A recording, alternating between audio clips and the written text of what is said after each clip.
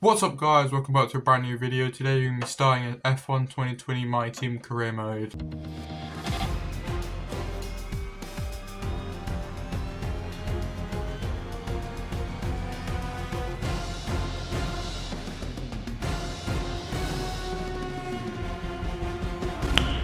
Nice. So here we are on the main menu. You can see my livery. I think it looks quite nice. And yeah, I guess we get better fast forward and go on to the race.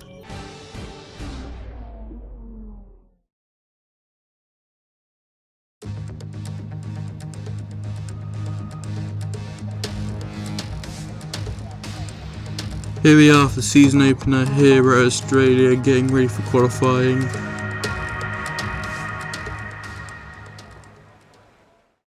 Going on board now for my fastest lap.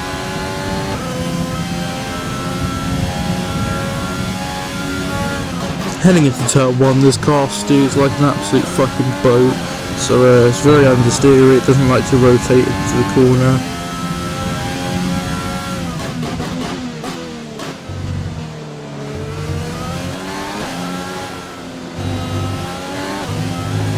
Probably also doesn't help out the last F1 game I played was F1 24, which is completely different handling to this, but to be honest I would say I do prefer F1 2020, it's more realistic and overall it's better.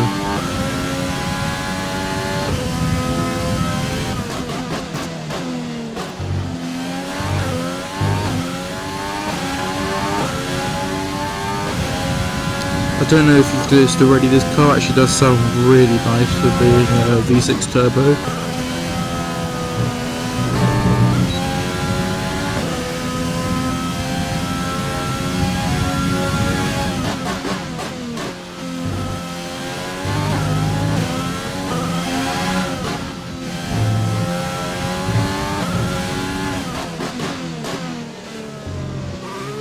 Coming across the line now, it is a 3.5 improvement or over that, which is good but not good enough to get any higher than P15 unfortunately. We're all ready for tomorrow's race, but before we begin, let's have a quick look at those who will be fronting the grid. Hamilton, Bottas and Max Verstappen. Goodbye for now, then. As you can see, I qualified P15, it's my teammate qualifying in position below at P16, so he'll be starting behind me from the grid tomorrow.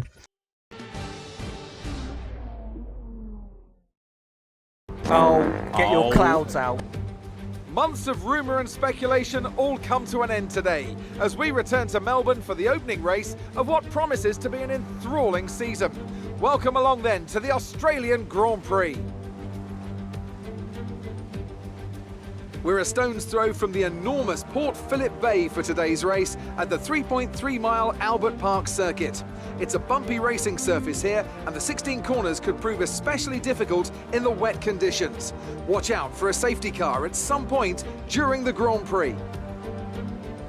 It's time to see how our drivers are stacking up after yesterday's exciting qualifying session. An immense lap from Lewis Hamilton yesterday puts him on pole position, and Valtteri Bottas will line up alongside. Looking down the rest of the grid, we have Verstappen, Albon, Lando Norris. Also guys, if you're enjoying this video so far, make sure you like and subscribe and comment down below if you want to see more F1 2020 career mode gameplay.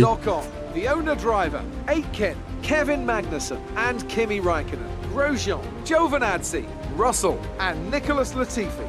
It's almost time for those 5 red lights to go out. Then let's see who can prevail today. Getting ready for the 5 lights to go out here at Australia. And they're away! See absolutely how soaking wet is, the visibility is so poor. As you see Ocon's moving over to the left of me. I brake quite early, allowing my teammate to get onside me.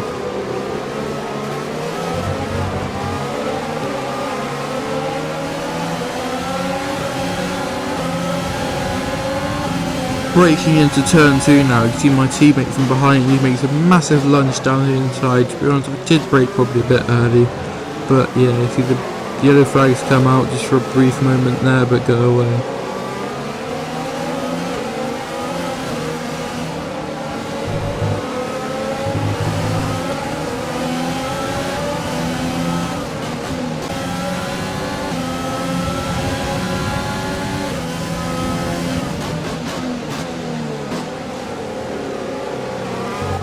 The start was fine. Let's try and move forward. You can see here, even though my teammate's about half a second up the road, I just can't see him.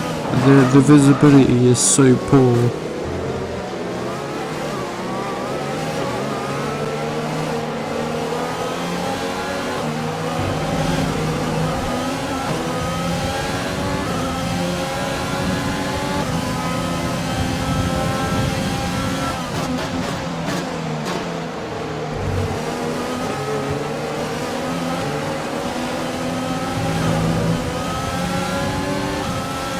Second lap now, getting into turn 2, you can see I make a little move down the inside, but just realise that it's not worth it.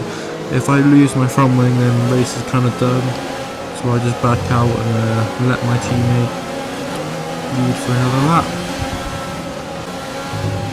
Some information on Stroll. They have an issue with their car. They're going to be slow.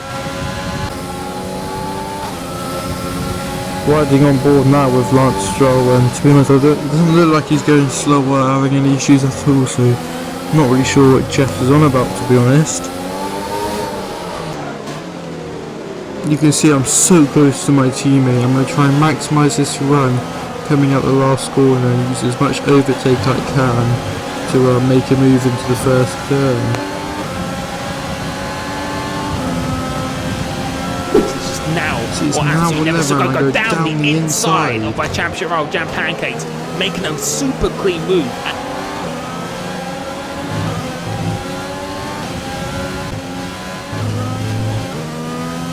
Ocon ahead. Gap to car in front is 1.1 seconds. They're on old wets. Their tyres are 5 laps old. The time last lap was a 1:43.2. You're falling back by 1/10 a lap. As you can hear from that, I'm only about a second behind the car in front.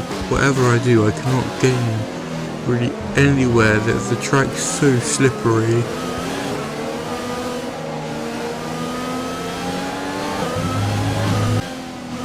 The circuit's definitely looking better than it was a few minutes ago. If we could just move a bit more of that standing water, we might be able to get onto the intermediates. As you can hear, my engineer thinks it could be time for inters, and I'm seriously thinking about it. Like, on P15, we're not on the points, we've got nothing to lose, so yeah, I mean, inters could be an option. Looks like it's probably about time we change tyres. It's a bit of a crossover period for sure, but the longer we stay out, the worse it's going to get. As you can hear there, my engineer is actually telling me inters are going to be quicker than wet, so The gap to the car ahead is pitting this lap then. Come into the pits at the end of this lap. as you can see, I made the decision to pit this lap. I've really got nothing to lose, and if this pulls off, we could gain quite a bit of an advantage.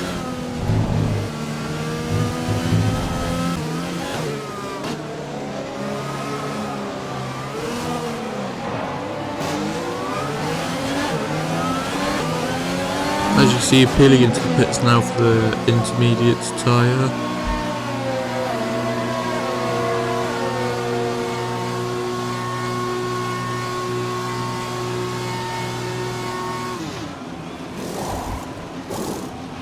Go, go, go.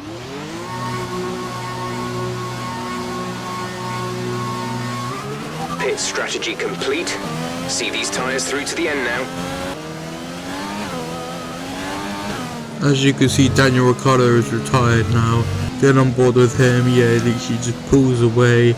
Looks like he's just had a mechanical failure, so not the start of the season that he'll be wanting. If you couldn't tell by now, this strategy has not worked at all. Despite me gaining 4 seconds from the car in front, it's just not good enough. I would have needed to gain a lot more time than that. However, if Daniel Ricciardo calls the safety car, this could be exactly what I need. Caution, caution.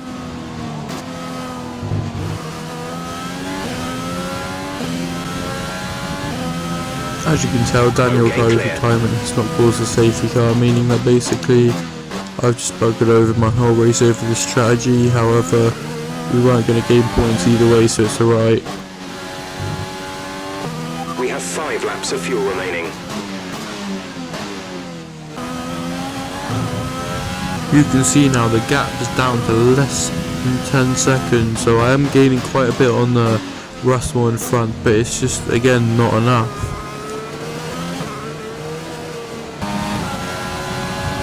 This is your final lap of the race. Coming on to the final lap, it's not been the debut that I've wanted, however, I mean the strategy was worth a try. Either it was going to work or it didn't, and it so happens it didn't.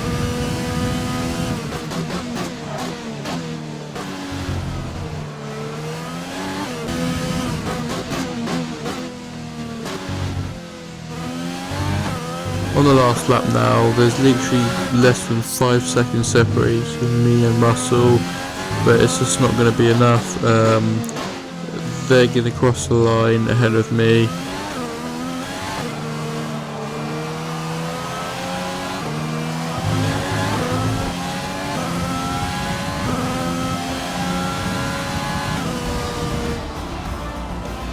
Alright, race over. Take care of the car on the way in.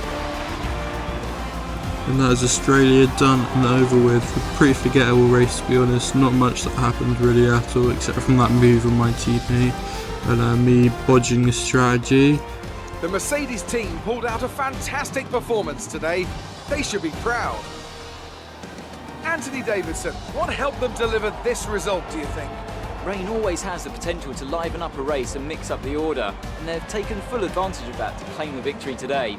It's always a bit of a lottery when the conditions are like this, but they've managed to stay on circuit and have come out on top. Mercedes are on top form once again after an excellent race weekend. It's great to see them up on that podium once again.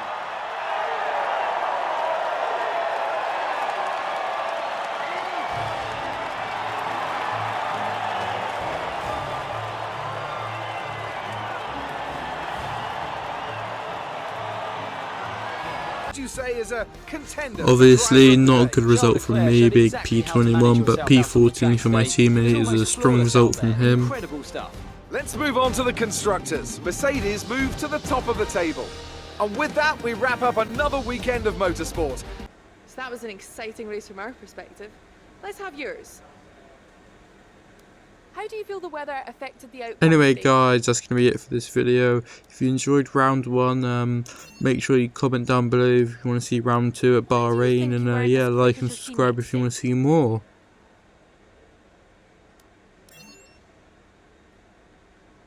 You scraped the walls a few times. Were you struggling for grip?